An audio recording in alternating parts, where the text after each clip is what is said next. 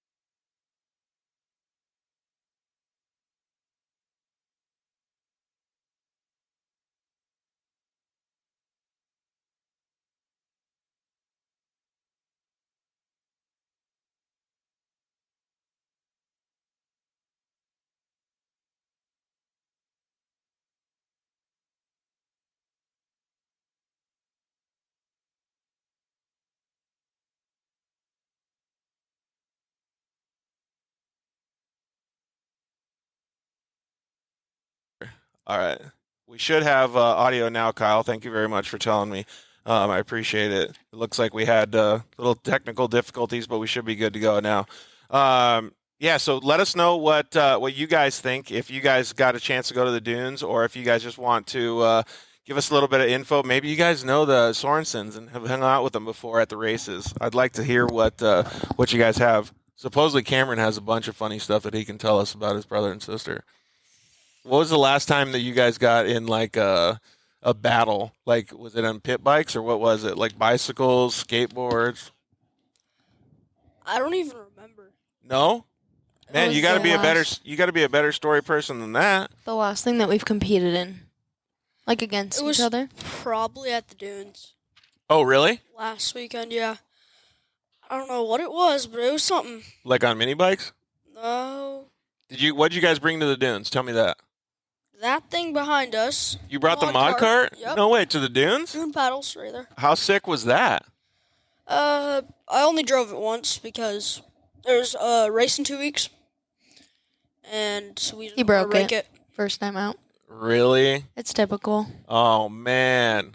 We didn't really break it. It just the chain fell off, and we forgot to lube it. So you Me want or you? Who's mod cart? I forgot to There you lube it. go. I forgot That's to lube it. that's hilarious, dude. Well, at least you got it back going, right? And at least you're gonna have it for the races. How about that? That's gonna be really good. Yeah. Let's see here. Okay, so we're gonna talk about some really fun stuff. Actually, we got tons of stuff that we are gonna ask these guys about. They have a very, very good family-oriented race team here. We're gonna talk to them about traveling around the country. I want to know what it was like switching from off-road to pavement, because those are two completely different scenes. The reason that you want to go back to off-road, how you're going to switch back and forth. I think all of those things are pretty meaningful, especially in your career, because you're such a, I don't know what the right word is, versatile or agile driver. Like you can Diverse. diverse. That's a good one. Yeah, it's very difficult for people to do that. Like the transitions, there's been so many people that have gone from off-road into street stuff and have done well, but backwards the other way, they fail. You know what I mean? Yeah. So, or from desert to short course or whatever it is. So it's going to be really interesting to get your take on how you deal with it, and maybe even seeing some of your brother dealing with it, like how he does it too. So I think it'll be cool to see that. All right, let's get through the sponsors real quick, and then we'll start the show. So thank you very much to everybody that has been part of the show. We really appreciate Motul coming on board. Fantastic oils. So please check out the guys over at Motul USA. Follow them on social media. Hang out with them. Thank you to the guys over at Shock Therapy. We saw the guys over at Shock Therapy at Glamis this weekend.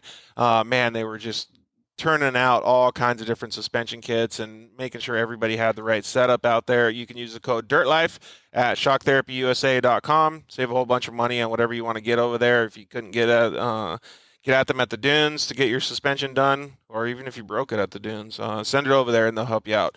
Thank you to the guys over at KMC Wheels. Really appreciate them, Ryan, and all the guys over there. If you want to go to SEMA or you're already headed over there, please say hi to the guys at KMC Wheels and EFX Tires as well. Those guys will all be out there. Thank you to Evolution Power Sports. They make some insanely high horsepower side-by-sides, man. Some of the side-by-sides that we saw at the dunes were just insane. So please go check out Evolution Power Sports. Visit them on Instagram. They got all kinds of cool stuff, and they'll post some pictures of a bunch of stuff they did over the weekend. Thank you guys over at Zollinger Racing Products. Please use the code TheDirtLife at ZollingerRacingProducts.com if you guys need any parts. You broke all your stuff this weekend. And buy a bunch of stuff from them. Thank you to the guys over at CryoHeat. Josh and all his team over there do some fantastic work. They do a bunch of metal treatment stuff. Sell Pro Mod transmissions for Polaris Razors, Can-Ams, a bunch of different vehicles. So go check them out because they can give you guys a whole bunch more power in your side-by-side. And thank you to the guys over at Solder Weld. You can use the code DIRTLIFE over at solderweld.com and save a whole bunch of money on their off-road repair kit or their welding blankets. And finally, you can always join us anytime you want on Instagram. We get so many messages. I must have been getting 150, 200 messages a day while we're at the dunes. So thank you guys so much for hanging out with us. I know we have a very small fan base, but you guys are loyal and we really appreciate it. So keep hanging out and talking to us. You can always check us out on Facebook and YouTube anytime as well if you want to look at the full production versions of the show. And man, if you just don't want to watch us and you just want to listen, go over to iTunes or Spotify, Amazon, all those, Google Play, and hang out with us over there. All right, let's get into it. So first thing I want to ask is how old both of you guys are, because you guys are both very young and very good drivers. So Cameron, you go first. I'm 10 years old. 10 years old? Yep. And how many years have you been racing? Probably like 6. You started racing when you were 4? Dude, you have more off-road racing experience than I do. That's insane. I started in, well, actually, 2015, and didn't race last year. So, yeah, I'm actually probably about the same as you, man. That's crazy. Yeah, I also stopped like racing for like 2 years. Why? What were you into at that time? RC cars and all that stuff. And riding your scooter and BMX. That too. And he likes to do a lot of freestyle. Oh, really? Freestyle BMX. Yes. Do you? Are you good at freestyle BMX? Not really, but I really love dirt jumps. Are you pretty good at dirt jumping, even though you're small? Yes. Like, how much power do you actually give to your pedals over there? I think we're gonna have to start talking about some drift stuff because we got our buddy Justin from Status Racing that's gonna come on and hang out with us for a little bit. Well, it's not about the pedals. It's not about pedaling. It's about like The power that you put into it. It's just like the power that I put into my arms and stuff. I feel you on that. So, hey, I don't know how much. I don't know if everybody can see you because we got some pretty slow internet here, Justin. But can you hear us talking over here, buddy? Yeah. Hey, Justin, can you copy us, dude? I can hear you. Oh, okay, cool. Welcome, Justin Concept from Status Racing. We really appreciate you joining us tonight, man. He's one of your guys' partners, isn't he, Amanda? Yes. We just got these 6 seats put in our car. Look at them back there. That's Ooh. Brandon's. He designed his. With the white and the blue? Yeah, and maybe if we show the other camera, you might be able to see mine. Mine are pink and blue. Oh, you kind of can't see it. You can kinda see a the corner of glimpse, it a right little bit there. of it. Yeah. Well, what's up, Justin? Thank you very much for joining us. Did you have a pretty eventful weekend as well? Oh, yeah. I really Halloweened it up, really just went out there. Where were you at? I did not do a whole lot. I took my car to a classic car show on Saturday, and that was the most exciting thing I had. Hey, have you seen his car, Amanda? I think he showed me it when I was there. Dude, it's insane cool. It's such a rad car. So I would definitely be hanging out in that thing too. All right, Justin. So we have Amanda over here, and she got these brand new seats in Brandon's car and her car. What was one of the things that you saw with their program that you were interested in? So I think with their program, it worked out really well when across the block just for the drifting aspect, and then when we do off-road stuff too, I was like, wait a minute, why aren't you running with us actually? Like, this is almost like too perfect considering I run PRP and Status Racing. It was kind of really easy to just be like, this is an automatic plug in, and there's no reason why they shouldn't be running our stuff. Yeah, it is pretty cool to see too. And like, we're going to get into it and discuss a little bit more about like Amanda's background, because she started, really grassroots, man, like doing mod kart stuff, obviously UTVs, and now she's doing the professional drifting stuff. And man, I don't know if you can see it behind us here with the shot that you have, but we have a 6100 truck behind us. Like, the stuff that they're getting into and they're doing this year and then 2022 is going to be pretty awesome to follow. I know it made total sense. I think their program makes absolute sense for Status Racing, makes absolute sense for PRP. So it was kind of really just like the match made in heaven when we really hit it off. Really no arguing to be had, because they do so much, and they hit both markets that we care about. Yeah, I can totally see that. What was one of the reasons that you decided to go with Status and PRP, Amanda? Well, first of all, I really like the custom seats. I'm all about color. Yeah. And especially being one of 2 females. Dude, you're wearing all black today. Okay, the way I dress is a little bit different. You know what I'm saying? I got the radium shirt on today. That's perfect. Got that green square. Anyways, yeah, the color, like, especially being one of 2 females in the industry, like, to be as girly as possible is kind of a goal. Yeah, so Justin, let's get on that subject a little bit. Being that you guys obviously make custom seats and things like that, what kind of I guess it's a really big positive when you see that she's diversifying because she's a female in a mostly male dominated sport, and she's showing a whole different audience her talents.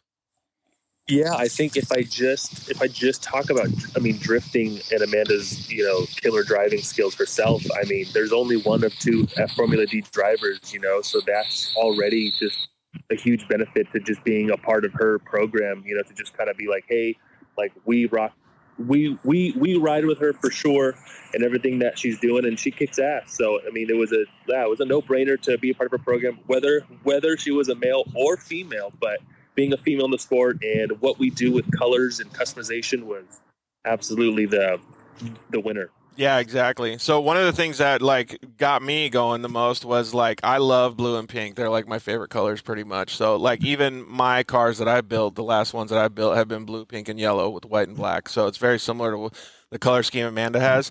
And when I saw the seats in her car, I was like, dude, those would look so good in a side by side. Yeah. Do you hear that, Justin? In a side by side? Yeah. He's got the crazy thing is that it's about 8 or 9 colors that are not available on PRP because they're not marine grade, so they'll just take a beating if you leave them. So, Amanda, you can match the seats through a razor. I just don't advertise advising. So you're never gonna wash those things; they're just gonna get beat. Yeah, we had a comment come in that said Amanda is a stud drifter. Is that a good comment to come in? Honestly, I saw it and I was like, stud, as in am I good or yeah, because I call Cameron oh, he's a little stud. Yeah, is calling a girl a stud, is that a good compliment, or is that just I don't know what that is? Questionable. Yeah, exactly. Well, so their program, I've been up at I don't know if you've ever been able to check out their shop, Justin, but it's pretty rad up here. They've got a lot of stuff going on. One of the things that interested me the most was that they have a pit bike track right outside the bay doors here. So if you just get bored dropping a transmission or whatever you're doing out of one of the race cars, you can just go burn a couple laps, man. Come back and have a good time for the rest of the day.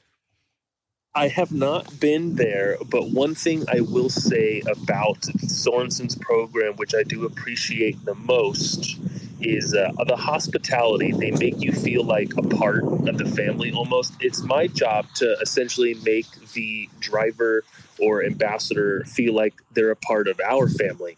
And I think I echoed that kind of with Caden on your last episode was that, we want Caden, he's a part of our family, but the Sorensens do really great at making me feel like I'm almost part of their family. Randy made sure I was fed and well fed and not thirsty at all at Formula Drift. So he came by multiple times, make sure that I was good. And, that goes a long, long way because it's a good family approach to have. It's a good family to be in a relationship with. Yeah, exactly. That actually does mean a lot. All right, so I wanted to see if Justin maybe does or doesn't know the answers to these questions, Amanda. So I was going to say, let's hear him. Do you think that Justin can chime in if he wants to, but do you think that Justin knows one of the biggest victories that you've had in your racing career? Well, he knows a lot about my social media stats, so maybe. You think he does? He knows a lot about me that I didn't know he knew about me. So this is kind of a trick question because I guarantee you if he does say something, it's probably going to be right, but I want you to tell him if you know one that's better than this. So Justin, do you know one of Amanda's biggest victories that she's had? I don't. So I don't. I saw one, but I don't know what the race was. It looked like, and I don't even know what they're called. I guess we should go back a little bit, revert back to it, because when you're drifting, it's competition, not a race. Yeah, it is a judge-based sport. Okay, so like surfing or skateboarding, but you have 3 judges. Okay. Line, angle, and style. Got it. And then you have your clipping points. So you have your outside clipping points, inside clipping points, and the goal is to get as close to the clipping point while maintaining angle, line, and style. That sounds really complicated. It's not too hard once you get a grasp on it, but style's broken down into fluidity and commitment. So they want to make sure you're fully committed and you're very fluid, not making a lot of changes. It makes sense. What's your favorite part about doing that? About a Like competition versus a race? Well, no, I would say just about the competition because it's so much fluidity, right? And I'm following up with Justin after you answer this. So, Well, one thing that I feel like that's different with drifting versus off-road is that you really only have one shot to go out there. right. The way, kind of like a little background on the competition itself, you have one qualifying run. Yep. You have to go down and put down the highest score you can get is 100. You go put down your qualifying run. They take top 32 drivers, advance them into tandem competition, which is a lead run and a follow run. So you have a lead run, and you have to put down a good qualifying run, essentially. Yep. While you're in the follow position, you are supposed to be mirroring the lead driver as in if they are moving a clipping point. You want to be right up on there, maintaining proximity, transitioning with them, and being fluid and committed.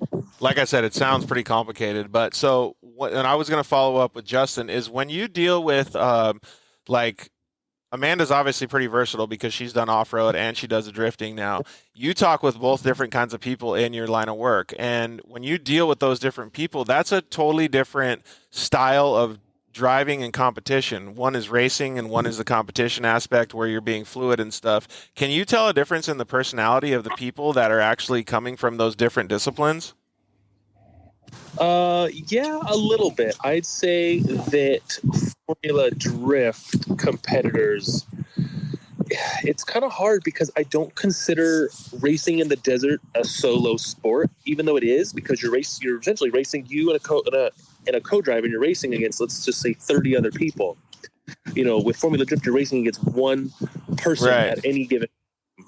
So in a way, like I compare drifting more to like bowling. It's a mental sport. You're by yourself. You're the one person that controls this fate entirely.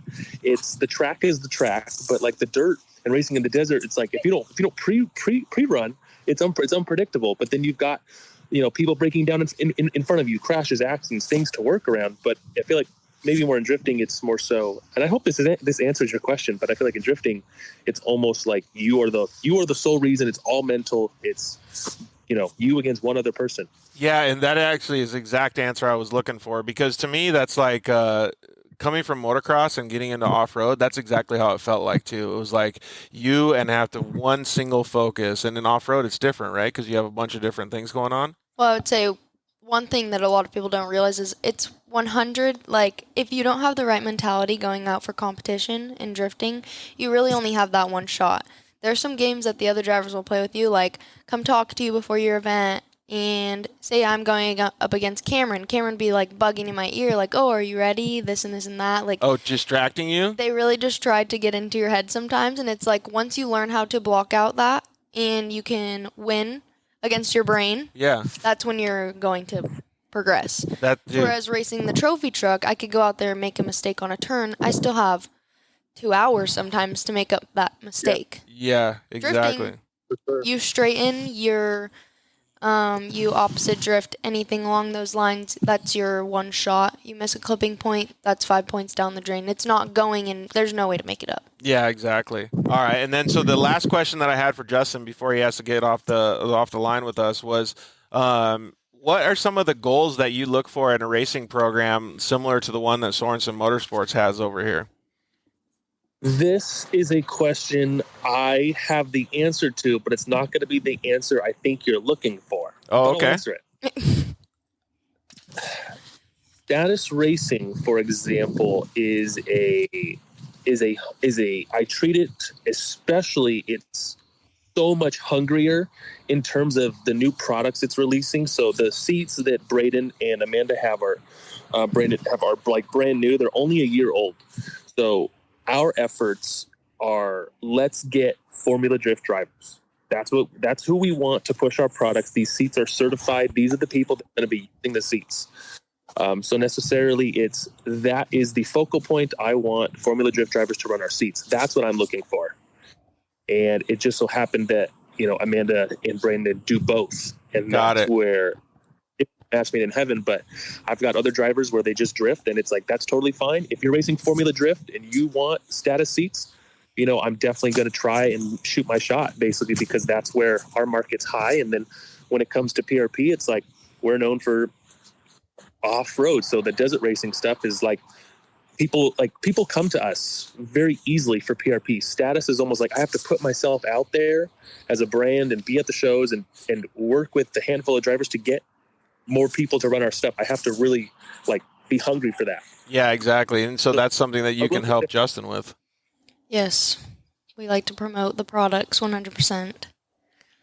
Which they do. I mean, going to Irwindale, Amanda came by the booth. Brandon came by the booth several times, posted about us while we were there. That's, everything I could have hoped for actually being at a Formula Drift event and, us being there and me hanging out with everybody at autograph signings and just interacting. I've got three other Formula Drift drivers that want to hop on board with us and see what we're about. And, that all comes, it's a trickle effect. If I'm there showing my face, I'm at the show, meeting them, but then they also see that Amanda's got seats, Brandon's got seats. Like there is some reputation there, that we're working with high profile athletes and they're down with our product. So why shouldn't they?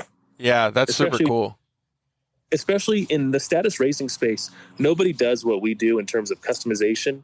So like in PRP side, you got 5-6 players in the UTV custom seat world. But the status world, there's nothing.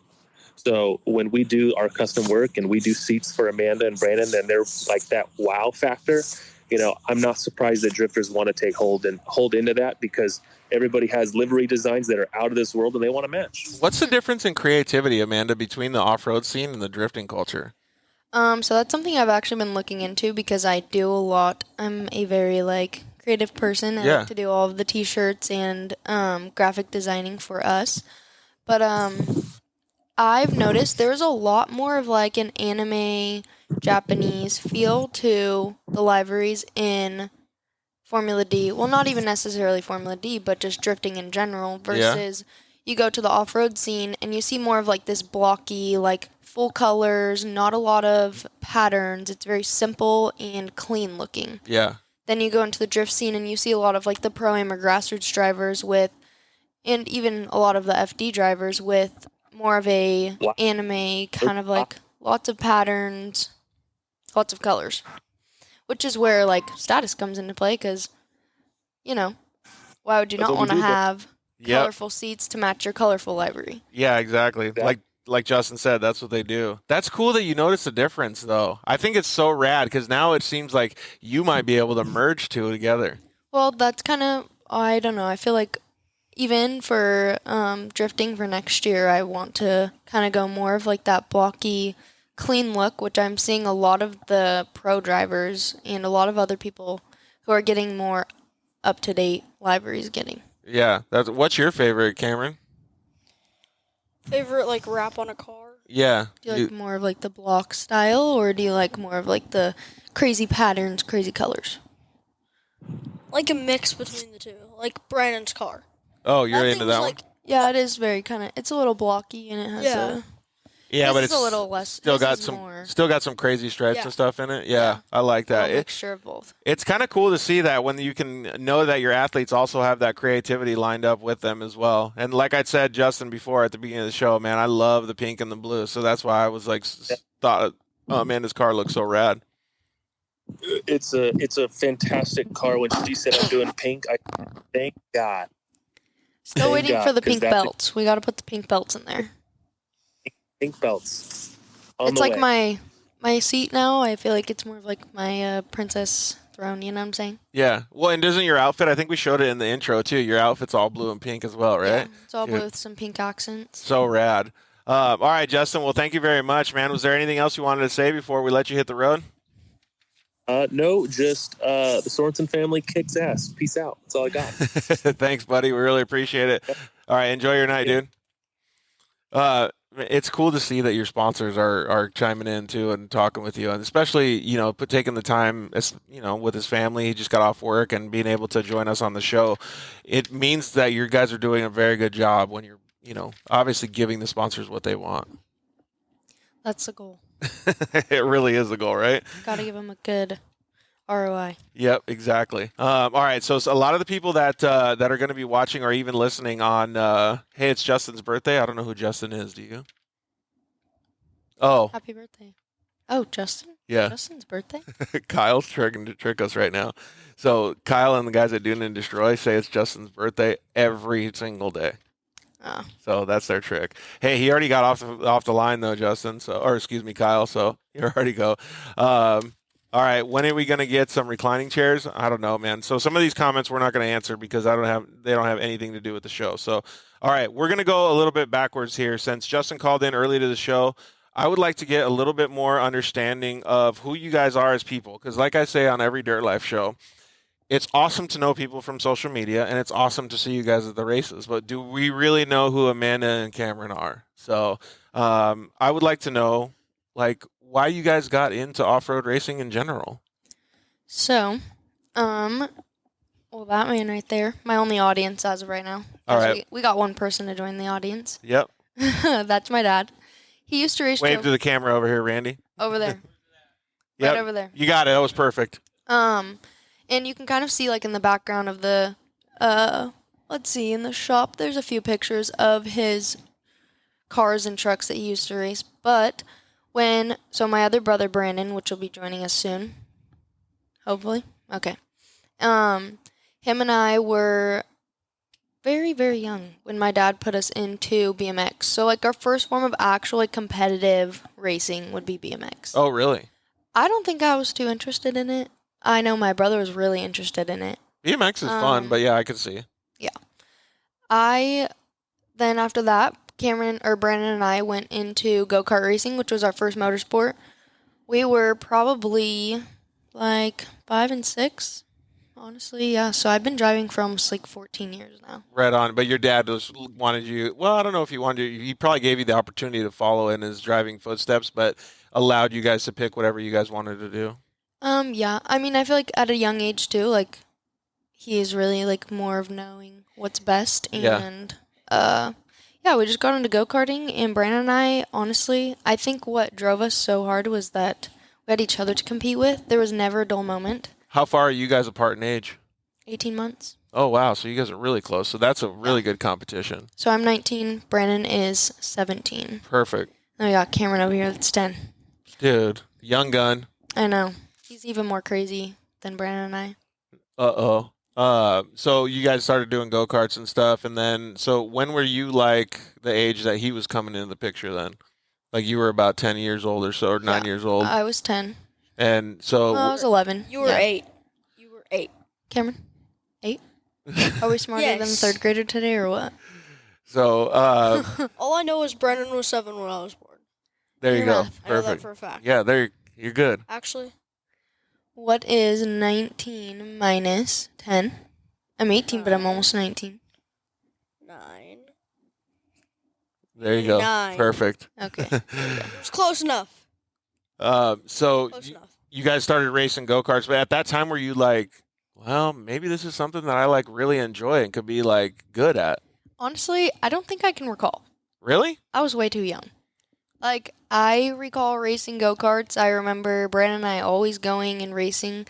I also used to figure skate, so I started skating when I was like 8 or 9, around that time too. And I would go figure skate, and then I would go to the go-kart track and go race go-karts with my brother after. I feel like that's where a lot of the creativity probably came from then. It's like, because in figure skating, you got to have lines and like all kinds of like plans and stuff, like, because it's almost like dancing, right? Yeah.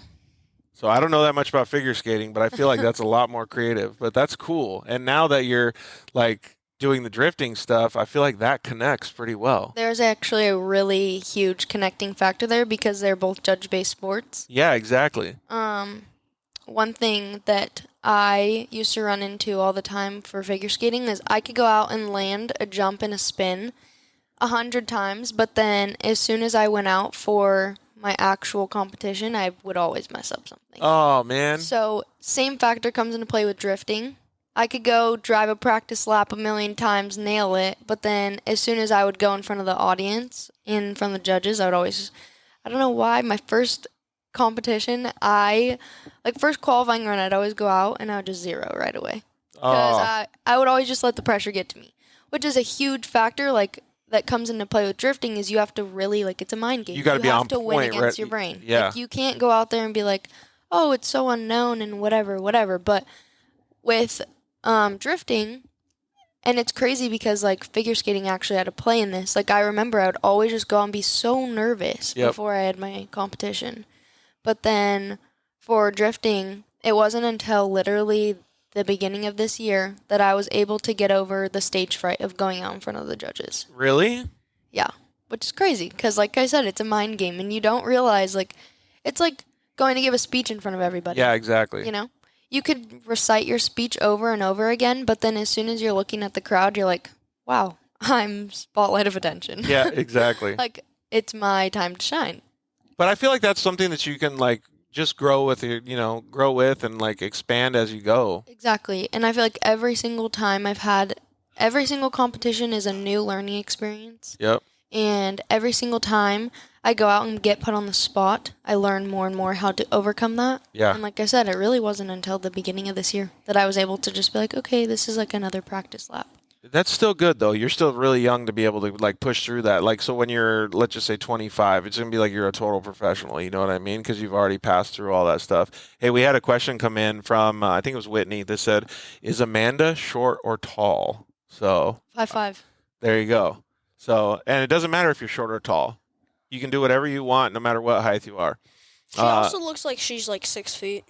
Amanda does? I look like I'm 6 feet. Compared to Yes. you, maybe. I'm 6'2". Also compared to Brandon. Really? Brandon Yeah. is tall. And then Landshark says, how is it being a woman in a primarily male-dominated sport?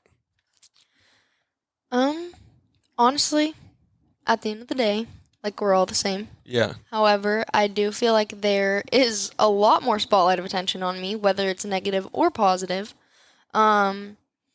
Also, I feel like sometimes you aren't taken as seriously, but that's not too often that I run into that. Yeah, and plus, you don't see it any different, right? Like, the way that your outlook is and the way that you view things is the way that people perceive it. Yeah. So you show them that there's no difference, then they perceive no difference, right? So you're doing a really good job at that. So if, I don't know if that was a male or female that asked that question, but it doesn't matter, right? You can just go in there and you can come in guns a-blazing just as long as you show your prowess on the track, right? Exactly. So I think that's so cool, man. That actually brings up a good point that we should talk about that diversity. But I wanted to talk about it more on a driver's skill level than men versus women, because you don't consider yourself any different, right? Like, Yeah, you consider yourself. Yeah, you can compete against anybody. You don't care. So when I talk about it, I feel like it's more important to talk about your skill set behind the wheel and how good you are at driving. Agreed. So, okay. So I But, think, side note, I actually do feel like, and I don't think I realized this till last event, I feel like being a female, the guys are actually more intimidated. yeah, because they don't want to get beat by a girl kind of thing. Possibly, yeah. I could see that.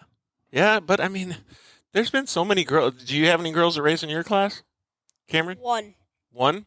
Do you want to get beat by a girl or do you want to beat the girl? The only reason on my first mod kart race, the only reason I got beat is I was He got beat by a girl. exactly. The only reason I got beat is me and this other kid were battling, and me and him were just like tandeming through the dirt. And on the last lap, I had a very soft spot, and the back end just came out. Oh, it spun I don't around? think you have to Yeah. make an excuse for getting beat by a girl. I think it was just more of like, There was no excuse there. Yeah. It was your mistake and she got the better of you? would you rather be beat by a girl though, or would you rather be beating the girl? I don't really know. Okay. Yeah. I guess you probably don't What know how about- to answer that question, but I'll give you the answer. You want to win every time on the track, Yeah, bud. but what about getting beat by your sister or beating your sister in something? Okay, that's a different story. I'd rather beat her in everything. All right. Brandon, are you feeling a little bit better, dude? All right. Let's switch out with Brandon real quick, all right? Thank you very much, Cameron. We really appreciate you coming on the show, dude. You're doing an awesome job, so keep kicking butt. Make sure you go out there and win all those races, dude. So we'll get Brandon in here a little bit because I would like to start out and see, how he compares his upbringing to yours as well and battling with you. I think that's pretty cool. So welcome, Brandon Sorensen, to the show. What's up, dude? How are you? He's alive. Here, put this bad boy on here. So Brandon wasn't feeling very good. He had some pretty bad allergies and stuff after going to Dumont. But, man, I haven't seen you in a while, dude. Last time I probably saw you was at a Lucas race a long time ago. Yeah, when we were in like trophy carts and all Yeah, that stuff. exactly. And you guys were just moving into UTVs, so it's really cool to see your guys' progress. Well, we had just asked Amanda how it was like kind of getting into your backstories, like how you guys came up through the ranks. And she was already giving us a little bit of the understanding. You know, your dad raced before, and you guys kind of followed in his footsteps, but you guys both had the opportunity to choose your own paths. And she said that her path, like she wanted to choose, was to go more into off-road than in figure skating. But she developed a lot of her skills from figure skating to like connecting the dots, so to speak, like when, you know, drifting and stuff nowadays. So you did dirt bikes and stuff as growing up, right? And off-road racing or short course racing? Yeah, you know, started like BMX, trophy carts, Yep. UTV racing, and then I've always wanted to get into. I always liked super technical driving, where to me in off-road racing, you know, it's just like get there as fast as you can. You can mistakes. You can make mistakes, but Less on the obviously, spot. like with drifting, if you look at what we're doing, it's like you make one tiny little mistake and you're going home. It's straight up like precision driving. Yeah. And that's more what I like to do versus Amanda. Oh, I see. I Well, thought you mean, liked it's precision changed- driving it's too. changed a little bit. Like, I definitely, as of like a year ago, I was like, I want a trophy truck. I'm over drifting. Let's go race for 4 hours instead of 30 seconds. But now I'm like, Now that I've gotten more power, we just put a Magnuson supercharger on my car this year, so I'm at higher horsepower, and now I'm like, all right, I like to go fast. Caden Mack says, "Where's the skate park?" It's right over there, buddy. It's right behind us in the other building that's over there across the way. All right, make sure you keep the microphone as close to your mouth as possible. I'll clean them later, so don't worry about it. But yeah, so is there a big difference in both of your guys' styles then? Because you guys have a different mindset when you get out there? I And would let's say let's just talk about just drifting for now. we actually just compared in-car footage because at the last round, Brandon's car, we had some technical difficulties. He broke it. Yeah. It was motor. But we put it back together, but we weren't really trusting it. So Brandon drove my car for the event, and we were comparing our in-car footage, and it's literally like spot on, like first gear, second, third. I just posted on my Instagram today, actually. Oh, really? Like a And, side by like, side where you guys are Yes, shift like points top and and everything? bottom, and it's like first, second, third, fourth, and then like we initiate at the same time. We have some same e-brake pulls. It's kind of crazy. Is it almost like the muscle memory thing? Like you guys don't even realize you're doing it? Well, I mean, so like I jumped in her car, tried not to change it too much, and so I left it set up for her, you know, like didn't change the alignment or any of that. It's just in my class we run like a huge 315/40 tire. Yep. Where Amanda it's like a 255. So there's like those two little differences right there, but other than that, you know, we were in the same exact car and the driving style was pretty similar. I think the video that she posted was like her during a practice where mine was like qualifying, so it was a little bit more comfortable, but it's Yeah, definitely She said she's learning how to be like spot on during qualifying and all the time. Just she needs to get out there too. Mind games. Like Mind with games. yourself. Those are so tricky though. Like no matter what, like the mind stuff, you always have to be so on point with everything that you do, right? Like, isn't it crazy that? Well, actually, maybe you could give me the understanding of this. So, what's the difference in mindset that you have to have for going on a Lucas Oil short course race or going into a drift competition? personally I think it's pretty similar. Like you have to be 100% It focused. doesn't on sound like Amanda's tuned going in to give on us what the you're same answer. doing, and I'd I would have before to like say, any race, I like take a few minutes, like close my eyes, like get into like 100% focus, Yep. and I Get did yourself that in the same zone. exact thing with Lucas Oil versus when I'm about to go out for a drift battle. But I think Amanda has a different. for Lucas Oil, I think I was just always like so hyped, so ready to go. Like Yeah. I think I needed more of like that adrenaline to go out there and do it versus if my adrenaline is high and I go out for qualifying, I run into a wall. So I had to really learn how to tame myself down and just kind of like visualize a plan, go out there, make sure there's no unknowns, and kind of just go out there instead of like going out there and really not knowing. Because when you're racing the short course race, there's a lot of unknowns. Yep.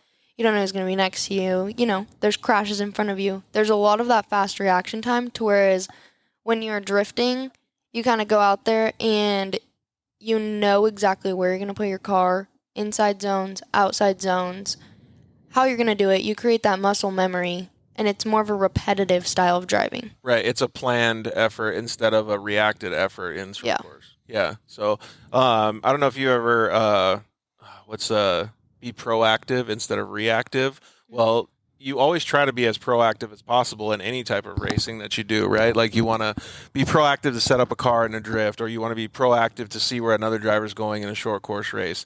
But in my opinion, just from hearing you guys, in drifting, you can be way more proactive the whole time. You don't have to be so reactive, except for when you're battling with the other driver behind following, right? Yeah. Mm-hmm. But it's not as reactive as a short course race? Well, in drifting, there's so many conditions that stay the same, where it's not like they're watering the track before it, and the track is going to be changing. You're not going to have ruts forming in the track. Like, it's pretty consistent with every single time you go, unless you're following someone. Got it. And do you feel the same way? Because like every time I got on the short course track, I felt like it was knockdown, drag out MMA shit. Like I was like, dude, these guys are just coming for you like that. So I can kind of feel what Amanda's saying, like that whole adrenaline thing. Like you got to be spot on from the drop of the green flag, like ready to go. And I always had a problem, like what Amanda was saying. Like I would always take me like from coming from motocross, it would take me like, I don't know, at least 5 minutes to get warmed up. And shit, in a short course race, you barely have that much time, right? Like so you're already like gone. So qualifying, I was terrible at always because I was always too slow to get going. And then so like finally towards the end of the race, I could move up into the top positions, but it takes you way too long to get going. So I don't know how that personality would work in drifting.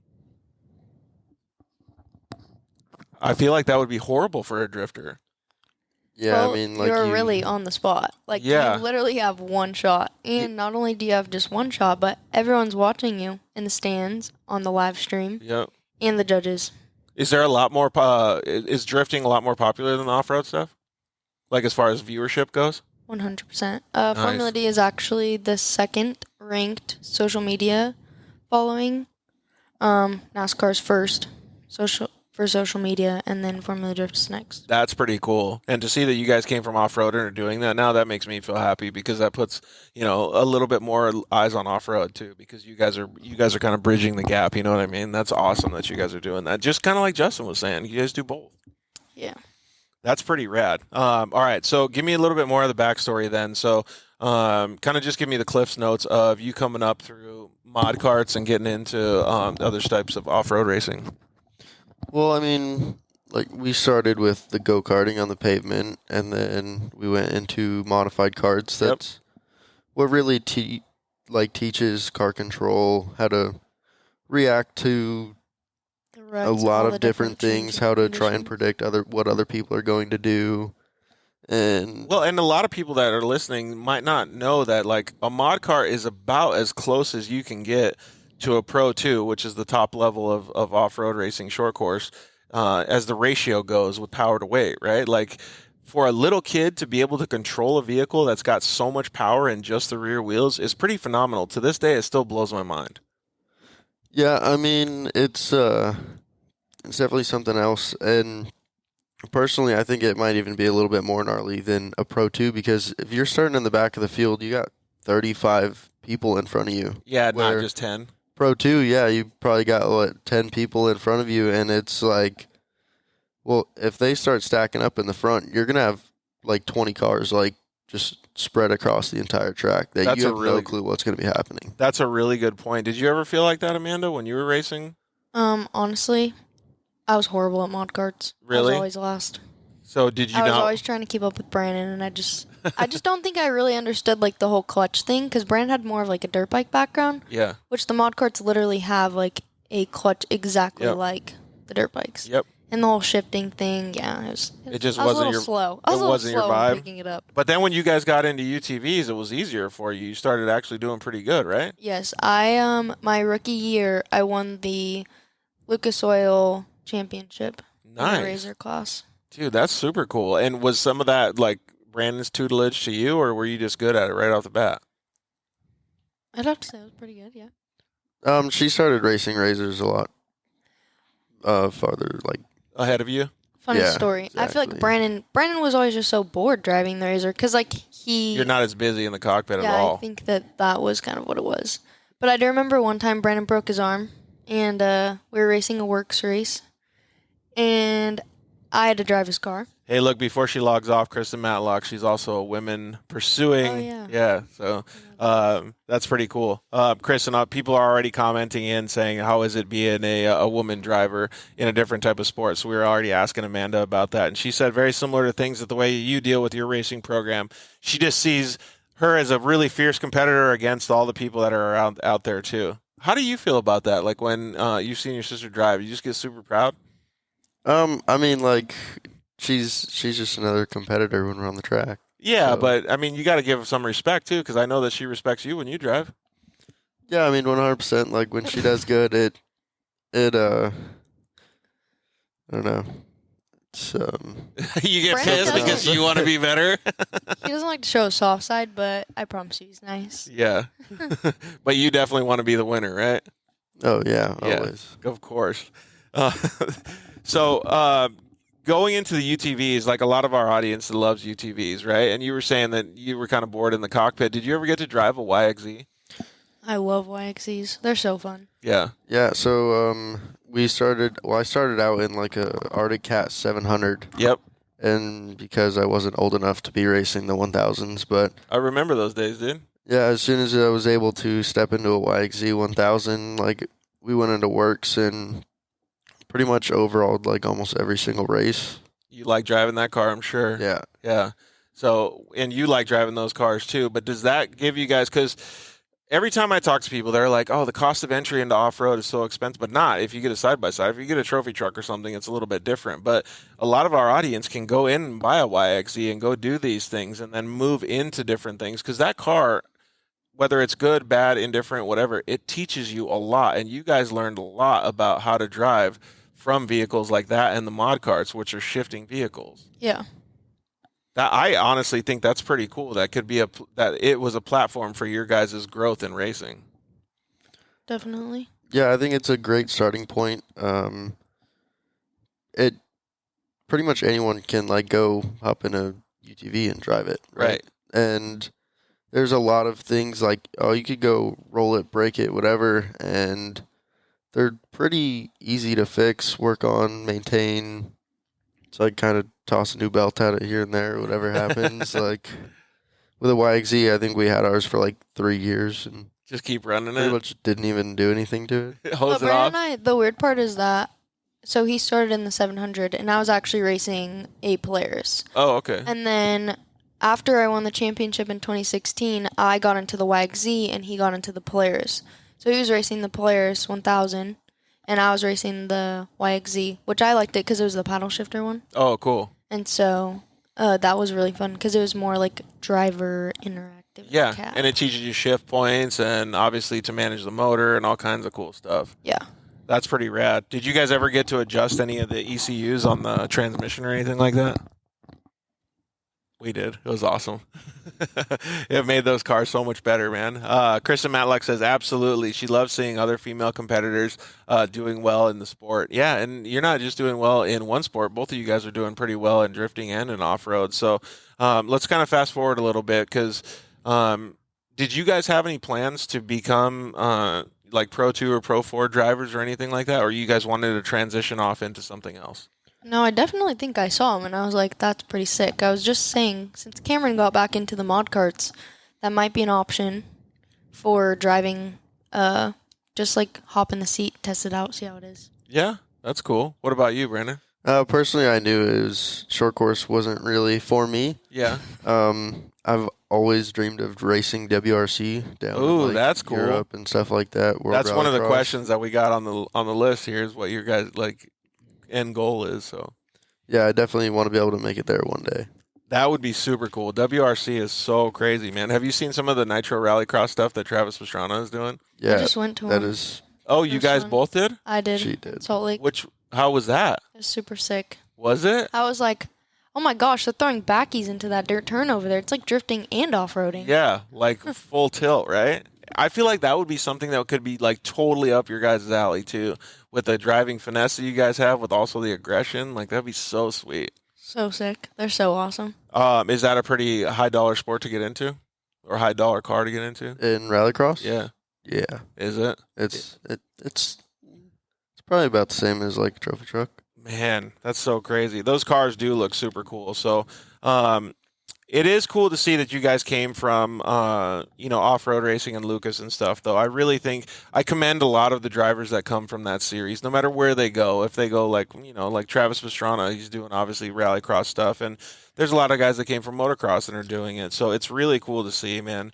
One of the other things that I wanted to ask about was, you already took racing pretty serious from a young age, but a lot of kids and a lot of families, they get burnt out on it, right? But you guys have been doing it for a long time and you guys love it. So what are some of the highlights that you guys have experienced so far in your guys' young careers? Like maybe traveling the country together, or, some type of not just racing stuff. Well, I mean, I think you just have to take advantage of the situation that you're in. So like we were down in New York and we were doing a drifting thing. Well, take one day, go out, have fun. Like you're there to have fun, and That's cool. Just think about it like that. It shouldn't be a job. You're there to have fun. Yeah, and most people don't get those opportunities, right? Like I remember when we were racing motocross and traveling all over the country, we'd have to like go as fast as we could because my dad had to get back to work. But man, there were so many times I would look out the window and be like, no other kid is seeing this. Like I'm one of the only kids that's coming from a small town in Arizona, and you guys live in Vegas. Like hardly anybody else gets to experience this, so you guys must be super appreciative of it. I think another cool thing about just racing in general is you don't only learn about how to drive. There's a lot of behind-the-scene functioning factors that you learn. And for me, like, that's very intriguing. It's almost like a business. Yeah. Kind of like you learn how to market yourself. You learn how to manage your sponsors. And so all of those new connections and new experiences and lessons, I think, are just really intriguing. Yeah, and you learn all those through everything that you're doing, right? Because you're talking with your family for hours on end, driving across the country, whatever it is, man. We just had a whole family meeting for like 2 hours last night, just talking about like driving and goals and anything beyond that. Honestly, I'm so into that. Like, I love that you guys can do that. That's so cool. There's so many families out there that unfortunately they don't get the I call it the racing bond, right? They don't get that same feeling because they don't have that same interaction. Like, who knows what the kids are doing while the family's doing something else. Dad's at work and kids playing video games or whatever. There's so many families that get closer bonds because of racing, and you guys are doing that same thing. Might be a little too close sometimes. Sometimes you just want to kill each other, you know? Yeah. Especially when my brother is the other driver. Or the catalyst to your anger? We're very competitive. And then we have Cameron over there who just likes to compete with all of us. Let's see here. We'll put the camera on him over there. He was just fixing his hair. But I genuinely think that's super cool that you guys get to spend those times. Do you guys have a favorite spot that you visited across the country then? I mean, you said that you kind of dug New York, but what was yours? As far as like favorite like actual state that we went to?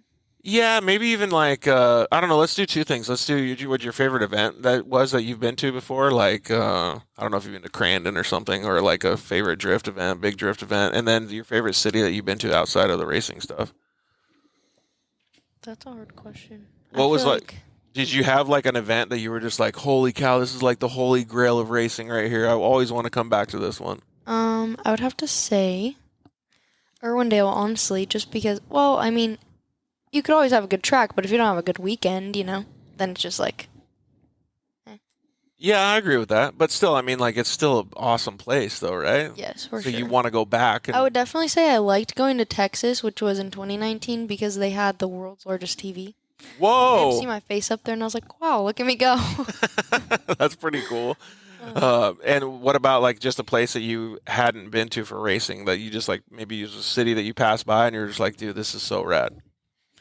I would have to say my favorite adventure of my whole entire racing career so far was me and Brandon driving through New York to get to New Jersey, and we ran the semi-truck into two bridges, folded the AC unit, and changed a hub. Was it a hub? Whoa. Yeah, changed a hub on the side of the freeway. That sounds intense. We got to She the says track at we, 7. but it was like more of like a me thing. I was She was holding just the like standing there, like flashlight, you making know, fun of me, like making recording videos. videos, like. Oh my gosh, that sounds so brutal though. But it's fun though, cause like we flew into Michigan, and was it Michigan? No, Definitely not Michigan. New Hampshire is where it was. We flew Whoa. to New Hampshire, and we drove. From New Hampshire to New Jersey. Yes, in the semi truck, pulling our cars because we were gonna go do a test day in New Jersey. But one thing I didn't know, and neither did Brandon, because we live on the West Coast, they don't have bridges here. Like, they have bridges in New York and New Jersey. They're sketchy. And so we're driving on the freeway, and it says, no trucks on freeway, all trucks exit. And we're following this semi-truck. And so we're like, all right, like, we're good. We're following this other guy. And then finally we're like, okay, maybe we should get off. So we get off. And we're, like, in these back streets, like, the power line poles were the height of the RV, and we were just like, okay, it's fine. We're going to figure it out. And we were trying to get to this other freeway, and we're in this neighborhood, and we're like, okay, we need to go across this bridge. But Brandon and I are looking at each other like, are we going to fit? And I was like, all right, just go slow. Didn't work? We start driving, and then the smoke detector falls off the roof. And I was like, all right, Brandon, that we're not making it back up. Oh, dude. So we back up, and it's like in these roundabouts. But there's a lot of like cool experiences that we've had, even just not too long ago going to Irwindale. Our toter home broke down. So I towed Brandon with the big RV. We towed the semi-truck into the track, and like they're just me and Brandon, we're just kids, and like all the other drivers are like looking at us like, wow, these kids are insane. That's cool though I that was you guys are doing it. Towing him in because the semi-truck broke. That is so cool. Like I clearly know nobody wants to wreck their motorhome, but like it's so cool that you guys were doing that together. Like that's like an experience that will never die. I think our teamwork definitely Made the dream will work. be there when it needs to be, but then sometimes I think we just... What did you it's guys just like do when that you got to the sibling track? level. Were you just like, oh crap? Well, I think we showed up to the track at like 5 o'clock in the morning. Yeah, it was because we were 5 a.m. trying once to we get figure there. out like what happened to the semi. and Yeah. But because it has air Figure out brakes how on to it, move it. Oh. Because it had no air in it. Like, the motor runs, puts Yeah. air through the brakes, unlocks them. We had Yeah. to like wire in our air compressor to like air up our tires, and so it'll unlock all of the brakes, Yeah. and then hook tow strap to the motorhome. went towed through it 3 from tow the freeway. straps. We're just gonna call Brandon MacGyver from now on, just fixing crap. That's so crazy. How do like? I guess that's another thing, right? Like you have to really put yourself in positions that like you can. Well, some positions you can't get out of, but you've learned so much, both of you guys, throughout like your young age, to be able to get yourself out of a position like that because you know how things work. Like there's a good amount of adult males that would have no idea how to fix that same situation. Yeah, I mean, we've definitely been through a lot, and with everything you go through, you just, Do you ever talk to your friends and they're just like, "What are you talking about, bro? I don't even know what. Like, you're way ahead of me." yeah. Yeah, Like, literally just at the sand dunes, this kid's bike broke down. I was like, oh, I think we can fix it. Like, it can't be that hard. yeah. So we spent like 2 hours working on his bike. Got it going again. Yep. And he would have not known if you weren't there. Oh, he had like no clue. I was like sitting here like explaining to him how the dirt bike worked and all this other stuff. Nice. That's so cool. You got to be like pretty proud of like yourself and your brother for doing all that, man. I'd That's- have to say it's definitely... I'm more like the outgoing, like fun type of person, and Brent's just like serious, and like when we're sitting there broken down on the side of the freeway, I'm just cracking jokes, and he's like, dude, like... We just gotta get hold this flashlight, shut up. That's hilarious, man. But those experiences, like you guys are so young, it might not hit right now, but like those experiences are so meaningful down the road. You guys are going to be so proud of yourselves when you guys look back on all that stuff. So racing off-road, first of all of our audience thinks that off-road is the best thing ever, right? But going from off-road and transitioning into pavement or drift has to be a pretty difficult move, right? Like, because it's way different form of driving.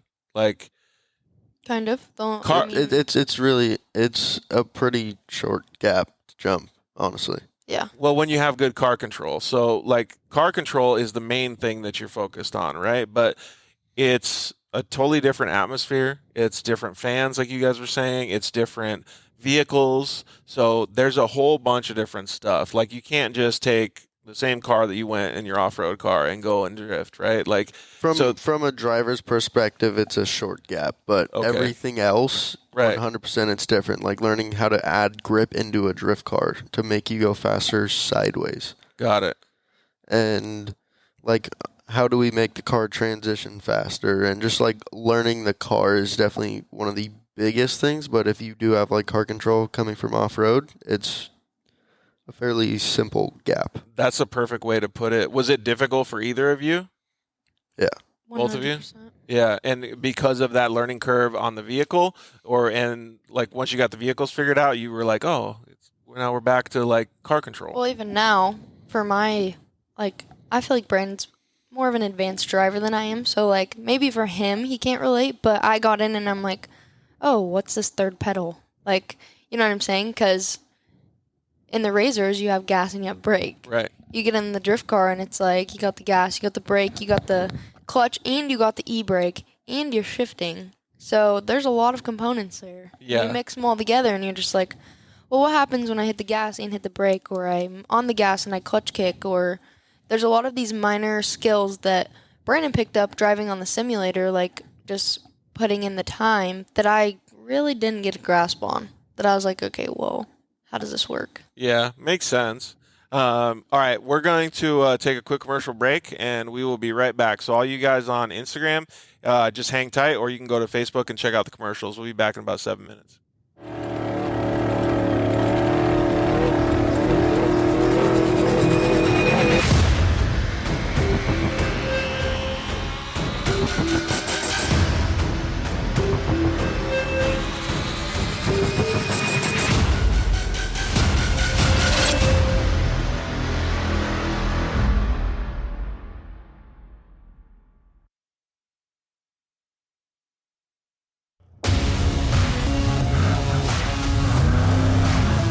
We're here at the Mint 400. My name is Kerry King.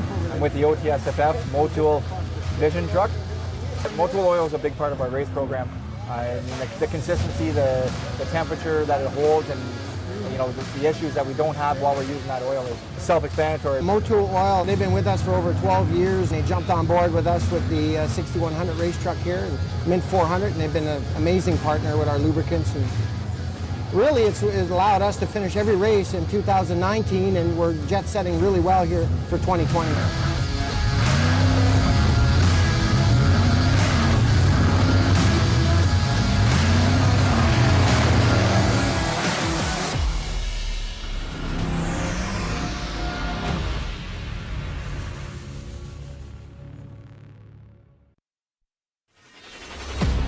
You ready to test these tires out? I was born ready. Let it rip.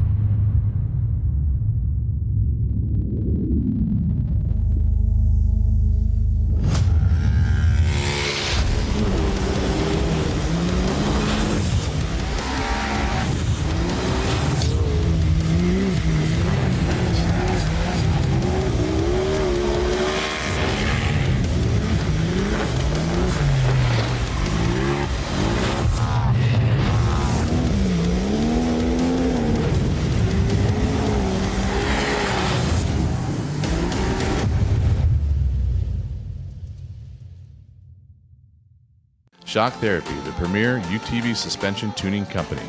We test daily with the leading manufacturers in the industry to perfect our shock tunes and race-proven components for all UTVs. Whether it's high-speed racing or slower trails, we have a suspension tune that is perfect for your driving style.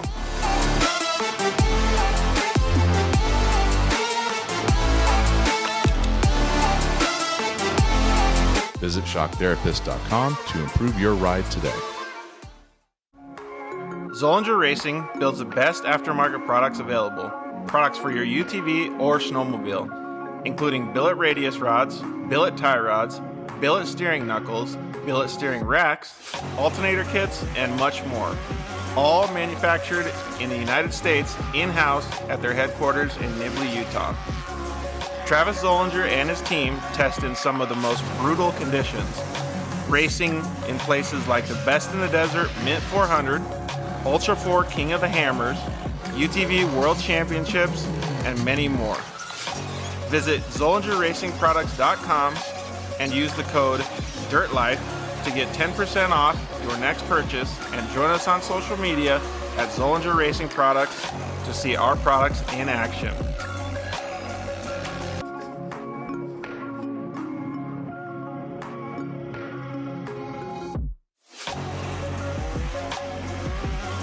Zollinger Racing, the best products, period.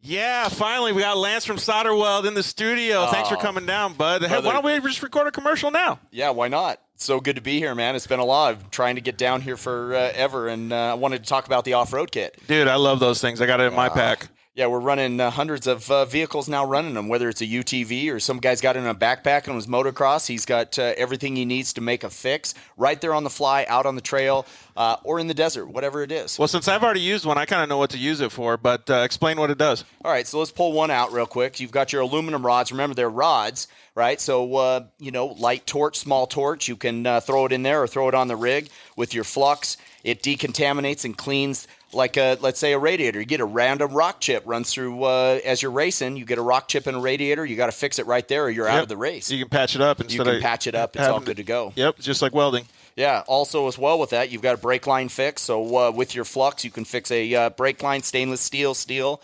And then your hot block, heat absorption putty. So it keeps you from getting burned, number one, as well as keeps the heat from traveling. So it's really nice. I've used this not even to fix anything, so that stuff works so good, man. Listen, it's easy. It straps in nicely so that you have everything you need in one little place, and you don't have to carry a big bag in It's like a first aid kit for your vehicle. Yeah, chase trucks have it as well, so that if they need to make a fix on the fly, they can get it done and get it done quick and get you back in the race. Dude, those things are so cool. All right, so it's at Solderweld on Instagram, Facebook, and solderweld.com. Awesome. All right, thanks, bud. Appreciate it.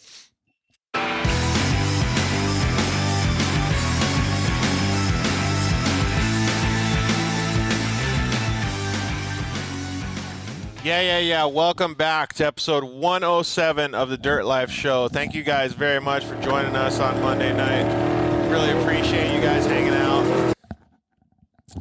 Man, we have had such a good show so far. It's really cool to see the Sorensen family and Sorensen Motorsports having such a good vibe in their off-road racing tenure, and now going into their drift racing tenure here. So let's see if we can get Dodge Pullman on the line here. I don't ever know if I've ever talked to Dodge more than 5 words, man. So it'll be cool to talk with him too. Dodge Pullman, what's up, dude? How are you? I'm good. How are you guys? We're doing pretty awesome, man. It's good to see you. I haven't seen you in a long time. I know, man. I'm just waiting for my invite on the show. Yeah, dude, we got to get you over here and talk a little bit about your off-road racing tenure too. But hey, let's get you on one of these days. But for now, let's talk about the Sorensens over here. So, how do you know both of these bad boys and girl? We're cool. Well, I mainly know Amanda, and I just know her from. I mean, I would say mutual friends, but we just kind of had, obviously similar interests in the off-road industry. And we just started talking on social media one day.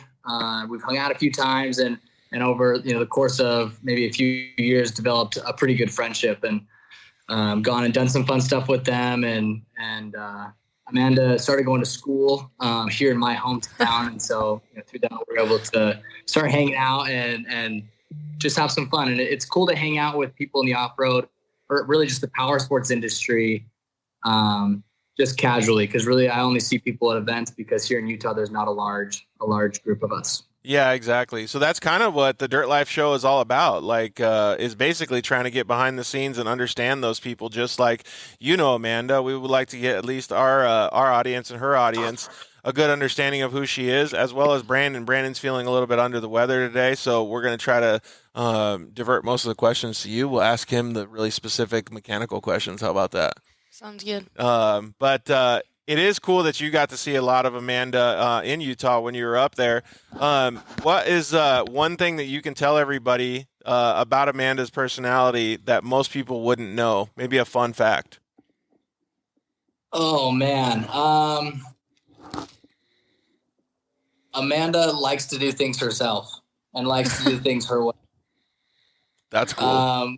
Which is always fun to be with, especially with a girl, right? A girl who can make up her mind of what she wants to do and, where she wants to go and whether she wants to be somewhere or not. So it makes, being around her and hanging out with her super easy and super fun. That's cool. Can you agree with that? You can just give us a yes or no. Amanda is very hard-headed. Oh, and if she has look at the difference on her mind. Then Dodge saying it the nice way. Gonna happen. Dodge coming out with the nice comment, brother coming out with the harsh ones. That's awesome, though. But both of those are basically the same thing. Like, you know what you want, obviously, and you go for it and you get it. And that's a personality trait that I think pretty much Dodge, you'll probably agree with me, every racer has to have that personality because otherwise you wouldn't win races. You wouldn't win competitions if you didn't. Yeah, definitely. So, so when was the first time that you knew that she was a racer? I mean, honestly, right off the bat, I think our relationship initially started just through social media. And so right off the bat, I just saw she was a racer. She had a little bit of, from my point of view on her social media, she had a little bit of off-road, which is what I obviously am into, but mostly the street and the drift, which right off the bat caught my eye because I think that stuff is so cool. Yeah, dude. I could agree 100%. Yeah, when I started seeing these guys doing that stuff, I was like, oh, I'm going to follow them and see like how this stuff goes because I really like seeing that off-road transition into some other genre of racing, whether it's, two wheels, four, whatever it is. Like, it's really cool to see those skill sets like go into a different discipline. So do you remember what car Dodge was racing when you first met him? Because I think the first car... Yeah, I think the first car I ever saw him was in a 4-seat Supercross.com Razor. I think so, yeah. That's the same one you saw him in, too? Pretty sure. Yeah, because when did you start actually racing UTVs, Dodge? I started driving when I was 15. Oh, okay. 6 years ago. Perfect. All right. So, that was my first car. Say that again? And that car that you're talking about, that Supercross car, was like brand new. That was my very first car. My dad bought it, raced it 2 or 3 times, and then handed it over to me. Nice, dude. That's perfect. That car looked like it was pretty dialed. Did you guys get to check it out or anything? It looked pretty good. All right, so one of the things that I wanted to talk about tonight was racing programs altogether. You guys have all had the opportunity at a young age to, I guess, with help from other people, manage your own programs. And that's a very difficult task. We were talking about it with Caden Danbury at 4 Wheel Parts last week.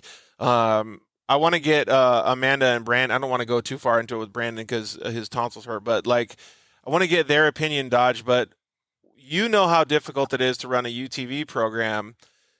Maybe give us a little bit of a background or an insight into understanding like how much work they put into their program with off-road and drift. Like compare the two, maybe. Yeah, no, I mean, obviously, like they're Sorensen Motorsports, and so that's a large family deal, and that's very similar to my style of racing because my racing is all family, right? So whether you put Supercross or Ready Gunner or whatever on my car, I mean, it really is just different things that my family's involved in, and so I know what it takes to run your program, run your social media, get everything ready for every race and every event. And I look at my stuff and I think, oh, this is like super difficult and there's a lot to manage. And then I watch the Sorensen's Instagram and I see that they're towing around semi trucks and their trailers are off the charts. They have 1 million tires and they have, all this stuff to manage. And it makes my task look small. Yeah. Right.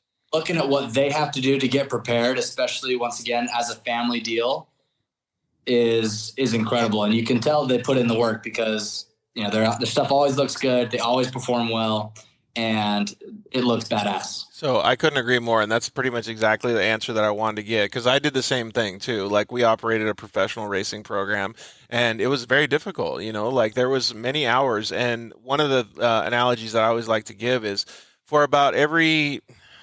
It depends on your weekend, but 40 to 80 hours worth of work, you get about 15 minutes of driving time in a short course race. And for you guys to put that level of effort into 2 cars and more importantly, different disciplines as well is phenomenal to me. Like that's crazy. Yeah, definitely it's a lot. And I feel like over the years we've learned how to be more organized, and every single time something does go wrong, we learn from our lessons and we're like, oh, we forgot to do this. Well, let's make sure next time. Like a list or like there's a lot of organizational things that are coming into play in our program that a lot of people, I'd feel like sometimes it's just done by like very randomness. Yeah. But then when it's very random and not planned and not organized, that's where it starts to become an issue. Yeah, makes sense. So there's a lot of planning and organizing going on. So Brandon, do you think it's too much work or do you think it's like you don't mind putting in all that work? Right now we're very fortunate to have people on our side that help us out. So like mom, my dad, they help out a bunch. We have Rick from RTS. He tries to help out as much as he can. He's I think he's in North Carolina, and then our other like main guy Brian, he's in Massachusetts. But like between all of these people, it is a lot of work. But it all is worth it in the end. And without all of them helping us out, it definitely would not go as well as it did. Yeah. Teamwork makes the dream work, right? Like Dodge has done some desert racing. You guys have done some short course and desert racing. How much actual time do you get to put in on course in the drift competitions? Well, I'll put it this way. We are limited to 12 laps of practice, and we have 1 qualifying run, and it's up to you to make it up to the top, but you go top 32, top 16, top 8, top 40. And if you don't make it, you're out? Yeah. So you just get clipped. If you fuck up in the first one, you just get clipped? Exactly. Mm-hmm. That's why, like, the mind game is so important. Dude, you don't want to be driving all the way to Orlando, putting in all this work to have one small thing break on your car. You make that one mistake. Like, you go home if you don't qualify. And you got 12 laps of practice and you're done. Oh, man, that's terrible. Also, another big thing that people don't realize is we actually go through a set of tires every 2 laps. Every 2 laps? Yes. No way. Holy crap. On average, we've been going through 26 to 28 tires. Could you imagine that, Dodge? Holy smoke. Per person. That's like a year's worth of... in one race, pretty much, right? But I think it's a lot of people don't realize that, like, we have to get those tires in order to practice. Yeah. We have to go rent those tracks and set them up in order to practice. So we don't get a lot of practice time. So you pretty much, like you said, you just got to be ready to go out the gate. Exactly. Dude, that's nuts.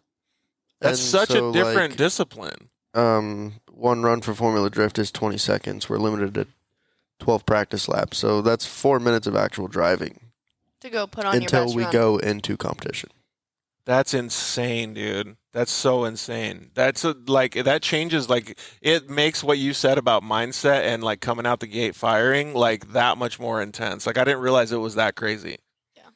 That's insane. That's why I feel like it takes a lot. Most of these guys that we're driving with, like, Brandon and I are young, but I have 14 years behind the wheel. Same with Brandon. That's way more than me.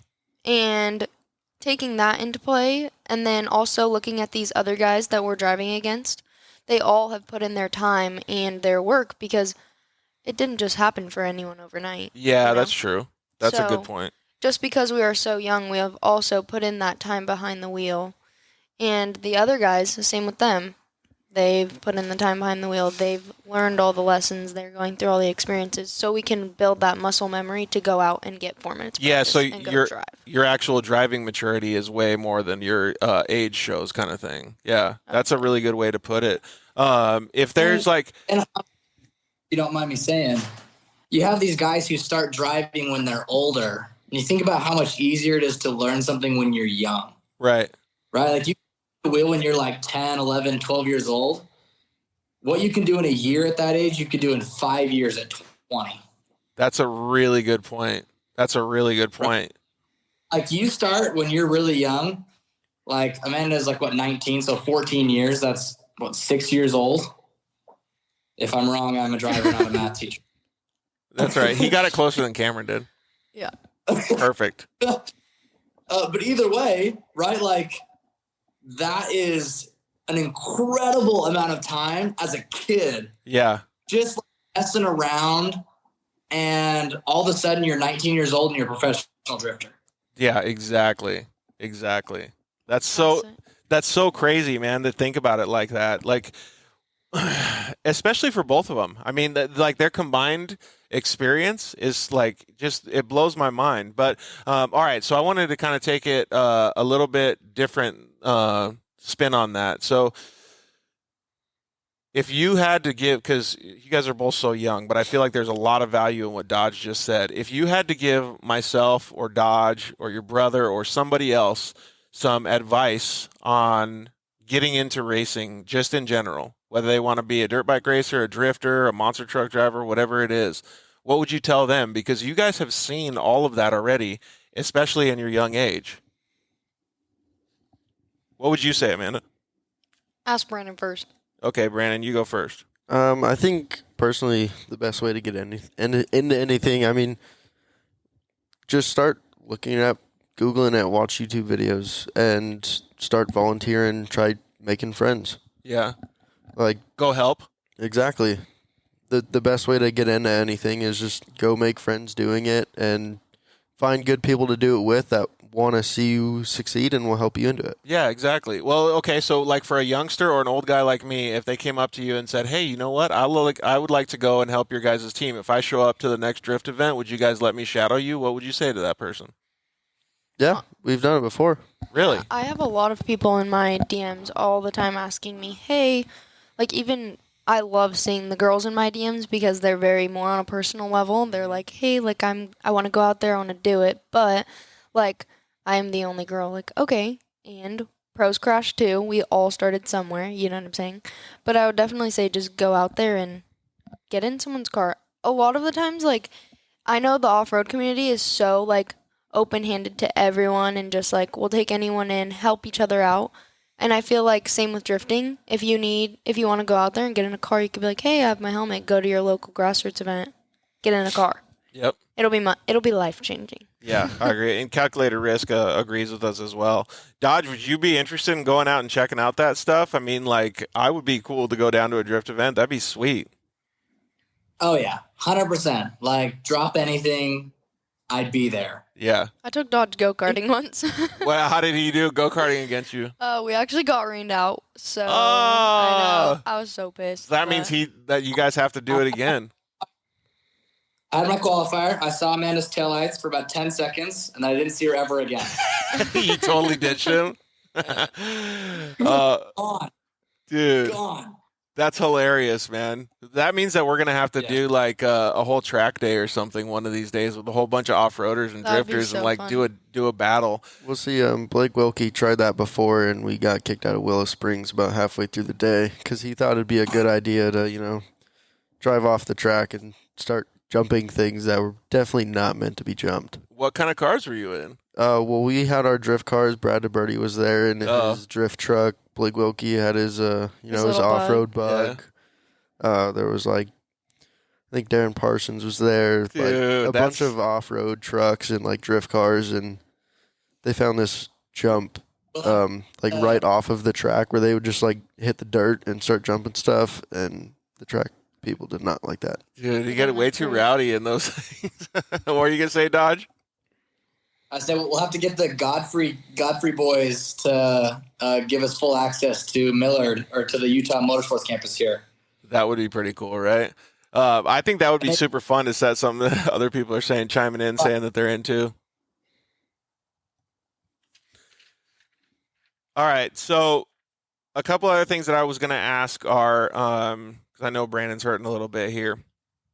We already got the advice that you would give. I think that's fantastic that you guys are open to having other people. That means you guys are really hospitable. And actually, you know what? Before we ask this next question, does the off-road community and the drift community, do they both have hospitality? I know in our pits, we always had a whole separate area with hospitality, and we invited kids to come in. We had little RC cars for them to play with, all kinds of fun stuff, games, food, everything. Does that same thing go along with what you guys do in drifting? I think that's something that we have taken from the off-road industry and tried to bring more into the drift industry. You can go, a lot of the drivers have their pit set up to where it's kind of like the drag race style. You can walk up, you can see their car, but they have the little fence, right? And so for us, we actually, we did an outline, an actual, sky image of the track, printed it as a sticker and put it on a table and brought these little drift cars. And it was crazy to see, it was more intended for, the younger kids to kind of, see the track and, drive with the little Hot Wheels cars. That's so cool. It was insane to see, older people coming and, making the car noises and drifting with their friends and, tandeming, with the little Hot Wheels cars. It was so funny. So I think that was something that, you don't see, you kind of see more of, a private hospitality area where it's kind of, your family and your crew where you go eat, whatever. Right. But that's something that we tried to open up more towards the drifting industry that I don't think is very seen there. Dude, that is so Dodge. You got to be pumped on hearing that. Yeah, it's good to see every. Yeah, I love hearing that. I would play with the Hot Wheels cars. That's what we did. We did too. We had RC cars for the little kids and set up little tracks and stuff. That is so rad that you guys are doing that. All right, so knowing that you guys are good at doing the marketing and talking with Justin and stuff, Dodge, if you had to say one thing that you think is going to be one of their goals, because I want to have them answer too, what do you think one of their goals is going to be in the next 2 years? One of their goals? Yeah. I don't know. That's tough. I think my personal goals change almost every day, right? Just you have long-term and short-term. Maybe Brandon try to catch up to Amanda in a social following. That would be... Dude, I feel like Dodge and I are on the same level because I was going to say that, and then you're going to say I want to be as good as Brandon as a capability of a driver, because you just said earlier, Yeah, you have I'd definitely say skill, and then there's just the slight offset, right, between the two. That's so cool that you guys can do that. It's with each other though, because you guys can make and push each other so hard. All right, so what are your guys' goals for the next couple years then? Maybe like what Dodge was saying, give us a short-term goal and then a longer-term goal. Well, as of right now, we don't have a schedule for FD next year. So, as you can see, the cars are out of the trailer. They're going to get prepped. We're going to start on a full teardown. But because Brandon and I are always going, we have SEMA Ignited in 4 days. So, that's our first event. And then right after that, we have Mint 400. So there's always these continuing just kind of like Yeah, there's events. different things to look forward to, right? It never ends. Yeah. That's So, what I was saying about your guys' schedule, and the time that you have to put in is phenomenal. So we have our kind of like an idea of what we're planning on doing, and as far as like goals for me, I would say my number one goal is to be the first female in pro drifting. And so as of right now, there's me and Kelsey in pro spec, but I have to move up to the next rank, which is pro, which is like the highest of all driving or drifting in the United States. And so that's my personal goal. How close are you reaching that goal? Well, depending on the rule changes this year and kind of which direction the series goes will depend on how close my goal is. Well, so when we talk about all these goals, like I always tell everybody, there's a fun fact out there that, well, it's actually a true statement, but if you write down a goal with a pen and paper or pencil and paper, it's 90% more of a chance that it happens than if you just think about it or write it down on your phone. So if you write it down on paper. I do like to write in notebooks. There you go. Let's write that sucker down, man. I think I started actually in our family meeting last night. Now that our season's over, we are talking about goals, short-term mainly. How intense was that family meeting? Honestly, I thought it was going to be a little bit more intense, but it was pretty chill. Did you guys eat tacos or pizza? It was right after we got home from the dunes, so it was more of like a 9 o'clock at night. See whatever's in the refrigerator kind of thing. Exactly. What are your goals, Brandon? Give us like a year goal and then a 5-year goal. Brandon needs to get his life together. Yeah, pretty much. I mean, for a 1-year goal, to get at least one of those carbon fiber trophies in Formula Drift would be nice. Is that one of the elusive trophies?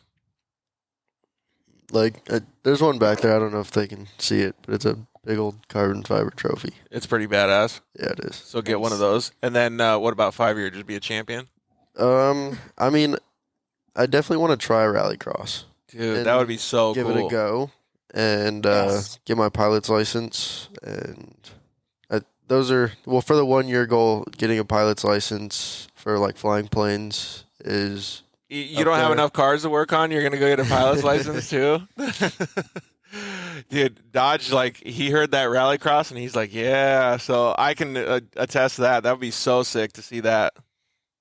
Yeah, that would be incredible. That would be pretty cool. There's so many people that are getting their pilot's license right now, though, too. Like, it made me like think about it before I went to sleep last night, actually. How much easier it would be to go to the races, right?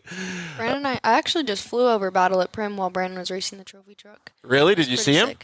Yeah, I was flying the plane over him. Like, really? Taking content videos. Nice. Look at you. That's stepping up Brandon's content, trying to get those followers. I'm trying. Nice. All right, Dodge. Go ahead. I say you got to hop on the train. I'm trying to get my helicopter's license. So, I mean, you just got to kind of complete the circle. Yeah, see, you youngsters are way ahead of me. I'm just over here just barely making a podcast, dude. You guys are getting licenses and flying and doing all this fun stuff. So I got to get some goals from you guys, man. All right, Dodge, we're going to ask them some final questions here. So I appreciate you coming on, man. It was nice to see you again, obviously. And make sure you slide into our DM so I can schedule you and get you on the show, too. All right. I think I can do that. All right. Thanks, homie. Really appreciate it. We'll see you later. You guys take care. You too. That was cool, man. It's neat to see, like, I always love seeing how friendly everybody is together. Like, everybody that races always loves racing so much they want to support each other. That's pretty rad. All right, let's go through the rapid fire Q&A before we end the show. Actually, do you guys have any other stuff before we do the rapid fire? No? I don't think so. I know Tonsil Boy over there is ready to get this thing done.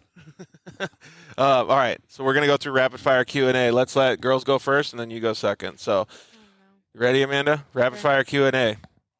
Hard shell or soft tacos? Soft tacos. Brandon? Soft tacos. You both going soft tacos? Well, then do you like chicken or carne asada? Carne asada. I like both, honestly. Oh, you're going both? Dunes or the river?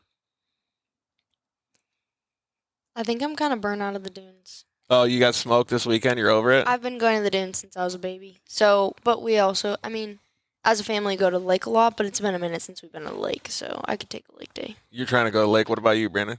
I think we should add a snow option to that. Oh, you're a big snow guy over here? You know, like a snow bike, timber sleds? I've seen those, but I haven't got. True. Have you got to drive one? We have a few of them. They're super Are they fun?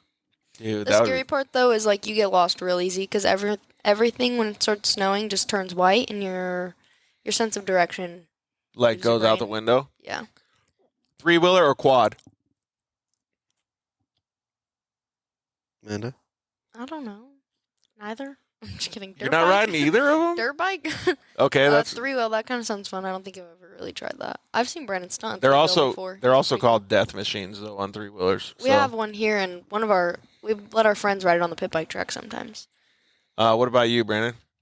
I mean, I think a 3-wheeler is like just a total death trap, so probably a quad, honestly. Going quad. Well, one of the things that I noticed that I saw that people probably saw in the intro is that you also like using only 2 wheels, even though you have 4 and a side-by-side, and you can ride it on the side like that. That looks so gnarly, dude. Yeah, so we were out at Speed Vegas a few weeks ago trying to break the world record. We came Of riding on 2 wheels, like on the side, like bicycling it? We came up. What is it called? Is there a special name for it? It's like the world's longest UTV side wheelie. Side wheelie is what it's called? Okay. And we came up like 0.2 miles short because our axle broke. Oh, man. So what are you going to do? We're gonna go back and do it again. So, yeah, you guys didn't know, but your dad actually showed me the video for that. It looks so gnarly, and your CV joint was just like fully engulfed in smoke. Yeah, like the whole diff was on fire and everything, yeah. But it looked so rad when you were doing it, dude. Like, the amount of car control that you possess in any car, but in the UTV, you're on the bicycle, like on the side wheelie, going, like, people have seen this stuff on Instagram or whatever, and, like, you're going on the side, but you're going, like, at speed, and then you slow down, at speed, and then you do a turn. Like, you're actually maneuvering a car around a course. Yeah, I think on 2 wheels. The worst part about that whole thing is my neck was so sore because you're leaning to the side. Because like I'm trying to like hold my head up straight with the whole helmet on and everything. Maybe get a full containment seat in there next time, huh? Yeah, I had my Hans Weiss on and everything too, but like all the blood like goes to the one side of your body. Did you get to see it? No, I wasn't there. I was in Utah. Oh man, it looked like it was so much fun though. All right, well, good job, dude. I hope you beat that world record and soon, like get it done soon, man. That'd be sick. Thank you. I want to see that video too. I want to see what the tires look like afterwards. That'd be so rad. They're bald. They're slicks. After on the side. After you break the world record, I can only imagine. Like if you can make the tires last, it'd be sweet. All right, pizza rolls or jalapeno poppers? Depends on the day. Whoa! You can't have just one favorite one? No. Gun to your head right now. I'm very picky. Gun to your head right now. Pizza rolls or jalapeno poppers? Well, today I think I'm feeling neither. You're not getting any of them? You got a gun to your head. Pizza rolls. You're going pizza I'm rolls? not complicated like her. Coffee or tea? Depends on the day. Oh my God. Here goes the complication again. All right. We're skipping you on all these ones that you're getting complicated. Favorite movie? I don't really watch TV. Do you have a favorite YouTube video? Favorite meme? I don't even watch YouTube. Favorite meme? Favorite Instagram channel? What's your favorite movie, Brandon? Probably Talladega Nights. Yeah, that's a pretty good one, right? Yeah. Step I Brothers. guess I could say that. What about Step Brothers? Step Brothers good too. If you could have one superpower, what would it be? Like that's a pretty intense question, especially for a racer, right?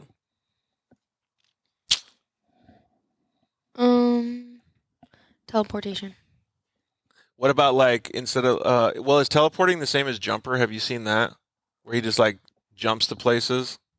What would you pick, Brandon? Teleporting would be super I would say or reading people's minds. That would be so like I wouldn't want to know that though. Like cuz that's like too much information for me. I think You'd be well aware of what's going on around you at all times. Absolutely, but you don't want to know what's going on all the time. But I feel like teleporting would be so sick though cuz then you don't even need a pilot's license. Yeah, sometimes driving from place to place can be exhausting. But Yeah. I don't know. I also like traveling, so. What kind of power are you taking, Brandon? I don't know, honestly. I think I'm fine with how I am. I don't need any superpowers. You know what? That's a really good answer. I don't think anybody's answered that on the show before, but I like that answer. Myself and James Jeremiah were actually talking about that today, that you have to be comfortable with exactly what you're given in life. Netflix or YouTube? Oh, you don't even. Are you just Instagram? That's it. I don't watch TV. I haven't had TV since 2008. So I actually like to not go on TikTok for a while because then it'll refresh my feed to anything that's new and trending to try to get you back on the app. Same with Instagram. I gotcha. So that's it's really good, like content strategy. What about book, girl? Are you like into books and stuff? I can't read a full sentence. My mind is my mind is way too everywhere for that. I hate books as well. All right, Netflix or YouTube, Brandon? Probably Netflix. Favorite snack? This could be anything. Well, okay, favorite road snack. What would you pick? Like, if you're going to the gas station and you're in Texas, what snack are you picking? Sweet ropes. Sweet ropes? What is that? Like red vines? No, they're sweet ropes. They're like sweet tart ropes. They're so good. They're chewy. Really? Do they have a bunch of different colors? Those do sound pretty good. No, what would you pick, Brandon? They're all red. Oh, really? What would you pick, Brandon? Are you going like beef jerky or something like? Wait, let me guess. Oh, you think you know it? Hot munchies. Those are actually really delicious, though. Really? He always tells me to get them when I go inside. What are you getting then, Brandon? I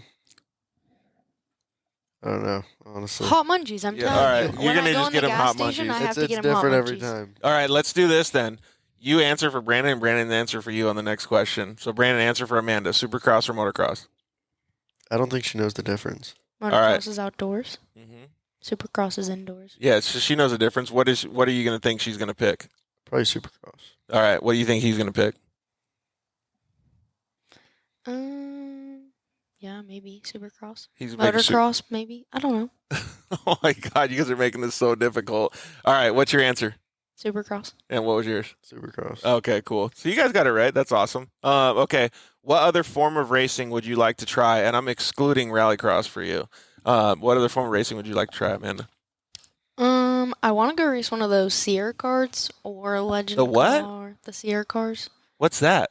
It's rallycross. They race in Nitro Rally. Oh, but it's like that little. Yeah. Okay. Yeah. You excluded Rally. Okay. Rally was an option, but I see. So, well, I wanted to exclude because you guys would have both guessed rallycross. So I want to see what else you're into. You mean you could literally race a power boat? You could race jet ski. I also want to try racing a Legend car because those things look super insane. You want to race a monster truck? You could race that. What would you pick, Brandon? A monster truck that was lit. Really? I would like to take Reese Millen's Bentley up Pikes Peak. Oh, that would be super cool. That's like one of the gnarliest cars I've ever heard. It's super cool looking too. I kind of want to talk more about this monster truck. That was fun. It was crazy. That's like a dream of mine. It's crazy because like you don't realize how you actually have a steering wheel and you have a joystick that controls your rear tires. So you have your front wheels on the wheel and your rear tires on the little joystick, like a little video game. So how gnarly was it to drive? Crazy, because then you're also not looking out your windshield, you're looking out your floorboard that's all plexiglass because you're so high in the air. I've seen that. And then you have your chair, and to your left is the ground that's like 10 feet below you, and on the right is the ground that's 10 feet below you. How gnarly is it on your back when you do like a big jump? It's honestly not as bad as I thought it was going to be. I thought it looked like it was going to hurt so bad. It was all right. It wasn't that bad. Have you ever got to drive one, Brandon, or no? No, they told me that they signed me up for a monster truck competition, but I'm not entirely sure what happened with that. Maybe one of these days you'll get lassoed back into doing it. All right, so Rallycross wins. I can see that. Who is your celebrity crush? You guys don't watch movies. You don't have it. All right, final question of the night. Chips and guacamole or French fries and ketchup? French fries and ketchup all the way. I hate guacamole. You can't do guacamole? Not a big avocado girl? No. How about you, Brandon? I actually just made my own French fries in the air fryer about 2 hours ago. So No way! I think that'll answer that question. I still don't understand air fryers. Like, that's just mind-blowing for me. I still don't get it. So, congratulations to you on having the awesome French fries. So before we sign out and I do the outro, can you please thank everybody that you guys want to? You first. Well, I mean, definitely our parents, you for coming here, setting all of this up. Yeah, absolutely. And everyone else that helps us out, 212 Gloves, Comp Cams. Cameron's waving his hand like he deserves a thanks. Yeah, well, he did a just fantastic kidding. job on the show, so thank you, Cameron, for coming over here and doing that, buddy. But yeah, you guys do have a lot of people that help out, even in the shop and stuff, too. Definitely. How about you, Amanda? Who are you thinking? I don't know if Brandon covered these people, but Rick from RTS, helping us with our trans, and definitely our crew who has helped us a lot this whole entire year. There's a lot of things that we learned. Yeah. Also, advanced clutch technology for getting us some good clutches, Borla, exhausts, status racing, for sure, for these 6 seats that we just got. Yep. And, with the rad colors. yeah, they're crazy. Consafe for the wheels, comp cams, Radium, I think RHS. you guys have a bunch of fantastic sponsors, man. A lot of There's good. a lot of people. A lot of good. What is that Driftline company? So Driftline is a website that, you know what Race Desert is? Yeah. Same thing for Drift? Yes, because when you get into drifting, it's like, where do I buy a car? Yeah, exactly. Very rare.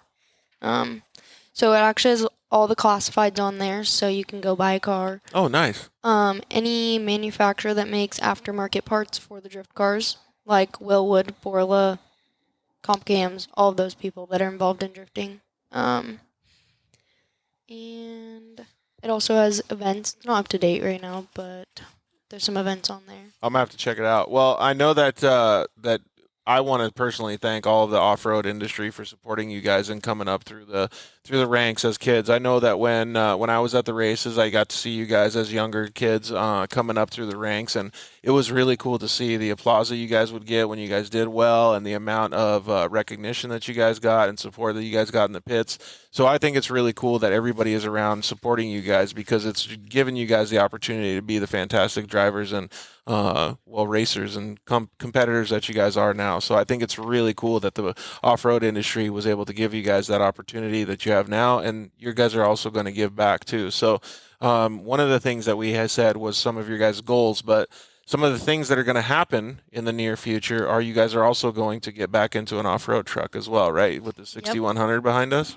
But also the cool thing is, like, one thing that is super awesome is having the drift experience and getting into that industry. There's a lot of people from the off-road industry that are like, oh, like we're so interested. And then vice versa. A lot of the drift industry is always asking about the off-road industry. Every single one of my drift friends are like, I want to get in a trophy truck. That looks so sick. Yeah. Asking me questions all about it. So Brandon and I are actually drifting at the Mint 400. Nice. So we're going to be doing drift demos over on Fremont Street. And we will also be racing the trucks. And then That's we'll be so hopping in cool. the truck right after. Dude, just like Justin said, killing 2 birds with 1 stone for your sponsors too. That is awesome, man. Well, I can't wait to see you guys at the Mint. It'll be cool. Have you guys tested out in this truck yet? Yeah, we just raced Battle at Prim. So How was it? Super fun. I got second the first day, and then Amanda forgot to put enough fuel in the truck. I got told she ran out of gas. put 30 gallons of fuel in, so I put 30 gallons of fuel in, and it wasn't enough. How long does that last? 30 miles? We're getting like 2 miles to the gallon. Oh. Yeah, but I think we miscalculated our MPG there. Oh, really? Yeah. Well, because that was our first race in that truck. We've only driven it in Dumont once. Well, you guys are learning it. That's a good thing that you guys are going testing and getting the shakedowns out of it so that you can be ready when you go to the Mint 400, right? Do you guys have any plans on doing any Mexico races or anything like that? Or are you guys just going to stay United States based with the drift and the Best in the Desert stuff, or Mint 400? We're definitely going to stay in the United States for the off-road racing. Okay. I don't think we're going to be in Mexico. My parents have bad experiences with going down there. Yeah. Brandon actually has a crazy experience. I do too. Yeah, I got lifted He out. almost died. I got lifted out of Mexico in a helicopter. Ooh, you don't want to do that, dude. No. That doesn't sound fun at all. They were lost in the desert for like 3 days in Mexico on dirt bikes. Really? Yeah, I was with Jack's Redline. No way. His dad Shane came him down and rescued them in his helicopter. That's so crazy. Well, I'm glad you guys are safe, dude. That's so nuts, man. Well, no matter what happens, whether you guys are going to Mexico or not, still good luck and all the stuff that you guys are doing. Like I said before, you guys are doing a fantastic job. It's so good to see youngsters putting in so much effort in their racing programs. It's really, really, I can't express how much work it actually takes for our audience to understand, to be able to do this and to be able to compete at the high levels that you guys are. And you guys are putting effort into 2 disciplines. It's awesome to see. So I'm proud of you guys. We had a few people commenting in as well. So thank you guys very much for hanging out with us. We really appreciate it. Man, next week we got an awesome show lined up for you guys. We're going to be back at 4 Wheel Parts in San Marcos, California. And we got one of the guys that you mentioned coming on the show, Blake Wilkie. So it'll be cool to talk with him, have a little bit of fun. He took a 5-ton Army truck out to the dunes down the sand drags this weekend. I saw that. So I'm going to talk to him a little bit about that. We actually just went to the abandoned water park with Blake to kind of test out. Oh, is that the waters one over down there. here? Yeah, that was super cool. He had like a little drift pad set up, and he's like, I just want to see the potential of it. Like, give me your opinions on it. Really? So, yeah. And then Brandon was two-wheeling the Razor, like, around the whole water park. Is pretty sick. No way. Did you guys get any video of it? That'd be cool to see. Oh, we have lots of content. There you Posted go. all of on our Instagrams. I think Blake posted it, too. I'm going to have to check it out for sure. So thank you guys very much for joining us. We owe you guys all of our gratitude for being part of the Dirt Life Show and hanging out with us. Thank you for listening to these guys' awesome story. I hope you guys are able to follow along with some of the drift stuff that they're doing. So please go. Oh, can you mention your social media tags as well? At Amanda.Sorensen12 on Instagram. Yep. Mine is just my name, Brandon_Sorensen. And we have Cameron_Sorensen, too. Yeah, so go follow Cameron, too, because he's the life of the party, right? Trisha's saying hi, Amanda. Hello. So thank you guys very much for hanging out with us. We really appreciate it. Yeah, Cameron, you want to come in here and wave bye to everybody as well? Like I said, we have Blake Wilkie next week, next Monday night at 4 Wheel Parts San Marcos. You can always go to thedirtlifeshow.com and click on sponsor deals. You can save on all of our partners, man. They have all kinds of good deals going on. And just like these guys are doing, they're marketing themselves really well. You can also click on the marketing stuff from Alex Stryler. He'll tell you how to get sponsorships and the best way to do that. And it's sponsorship season right now. So thank you guys very much for hanging out with us tonight. Thank you to everybody in the Sorensen compound for having us out here. We really appreciate it. Thank you to your mom as well for fixing all the internet stuff so we could have this live stream. And audience. Yep, and your dad, of course, and all of everybody that's out here. And clearly, thank you to all three of you. You guys did an awesome job today on the show. So we really appreciate it and wish you guys the best of luck. Thank you to all of our sponsors. Thank you to KMC Wheels. Thank you to EFX Tires. Thank you to Zollinger Racing Products. Thank you to Motul. Thank you to the guys over at Shock Therapy. And thank you to guys at Solderweld and Cryo Heat as well. So we really appreciate it. If you want to take us out of the show, just tell them you love them and good night. No? Love y'all. Good night. Perfect. We love you guys. Good night. Thanks for listening to The Dirt Life Show.